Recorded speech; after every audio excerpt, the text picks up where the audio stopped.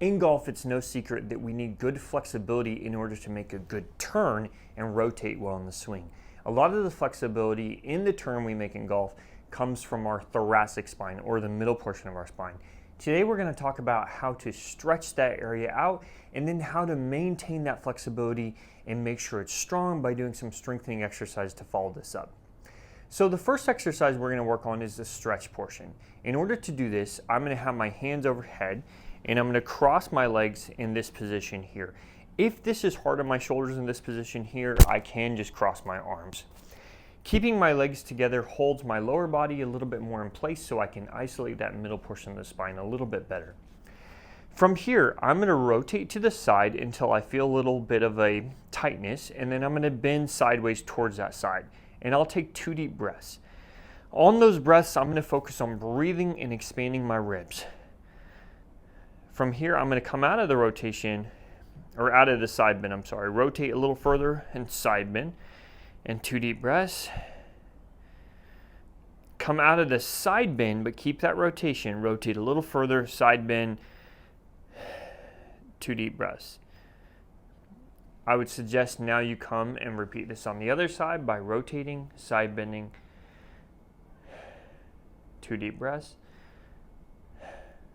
Come out of the side bend, rotate a little further, side bend, 2 deep breaths, and repeat this.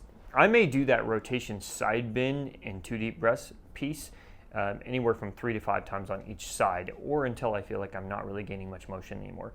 This should not be painful, but you should feel some pretty good stretch in your back as you do this.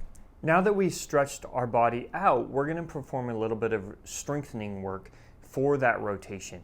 In order to do this, I have a tubing here that I picked up at a sporting goods store with an anchor attached to a door. And this is nice because this is a way we could perform this at home if we don't have access to a gym.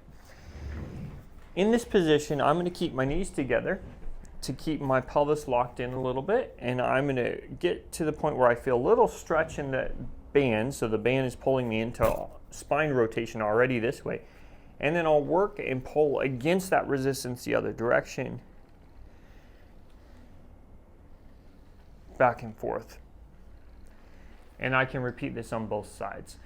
A lot of times I start people out about 10 repetitions and perform 2 or 3 sets, so 2 or 3 rounds of 10. And as they get stronger, if they bought multiple resistance, they could increase the resistance with the tubing, or you could scoot further away to get even more resistance on it. The next exercise we're going to talk about is still working on our rotation, but now I'm going to be pulling against the resistance. So my knees are still close together, but I'm going to be pulling back almost like I'm performing a rowing motion and turning my body. So I'm going to row and turn, so I'm getting my spine rotating as I go, and same parameters apply.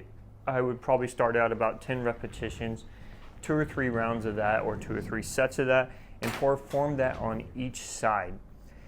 If you work on the stretching portion and then go into the strengthening portion, you can learn to strengthen those new ranges that you've gained and allow better transfer into that. Hopefully start improving your golf game, hitting longer drives and more accurate drives. Good luck and happy golfing.